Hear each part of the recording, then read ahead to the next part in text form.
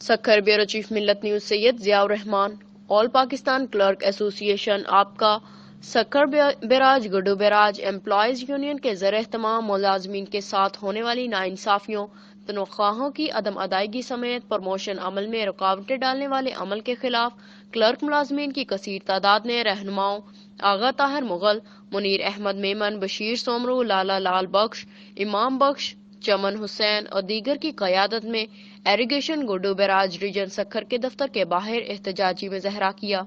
اور نعرے بازی کی۔ اس موقع پر مذکورہ رہنماؤں کا کہنا تھا کہ گزشتہ 6 ماہ گزر چکے ہیں، اس گارنٹی کے نام پر پروموشن ہولڈر ملازمین کی تنخواہیں بند ہیں، جس کی وجہ سے ملازمین فاقہ کشی کی زندگی بسر کر رہے ہیں۔ محکمے کے ایس او ذکریہ نے رشوت نہ دینے پر جان بوجھ کر ملازمین کو ملنے والی ترقیاں روک کر ڈسٹرکٹ اکاؤنٹ آفیسر رب نواز کو تنخواہیں بند کرنے کا لیٹر لکھا ہے، جس پر محکمہ ٹریجری نے ملازمین کی جائز تنخواہیں بھی بند کر دی ہیں، جو لمحہ فکریہ ہے۔